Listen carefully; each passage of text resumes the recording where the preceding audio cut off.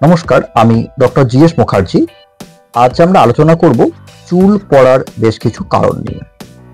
চুল পড়ার জন্য আমরা টিভি বিজ্ঞাপন বা দোকান থেকে গিয়ে কোনো তেল বা শ্যাম্পু ব্যবহার করি। এটি কিন্তু একদমই ভুল ধারণা।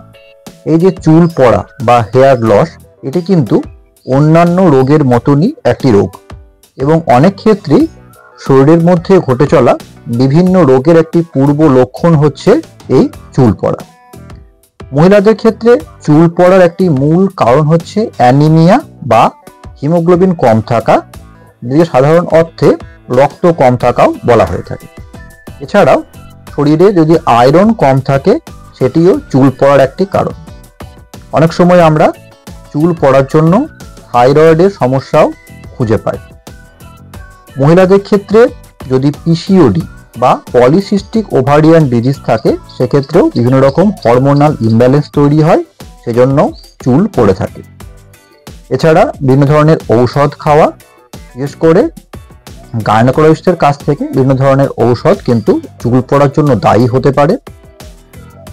কোনো কোনো ক্ষেত্রে যদি 3-4 মাস আগে কোনো বড় ধরনের শরীর খারাপ, ডেঙ্গু, ম্যালেরিয়া, চিকেন পক্স, জ্বর, কোনো অপারেশন, প্রেগনেন্সি হওয়া বা প্রেগনেন্সি নষ্ট হওয়া হয়ে থাকে, সেক্ষেত্রে 3 মাস পর থেকে অত্যন্ত বেশি হারে চুল পড়ে থাকে।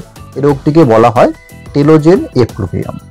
অর্থাৎ বুঝতেই পারছেন, চুল পড়ার কিন্তু ধরনের কারণ আছে অন্যান্য রোগের মতন। এরকমটা নয় যে আমার চুল পড়ছে, আমি তেল লাগালাম এবং চুল পড়া কমে গেল।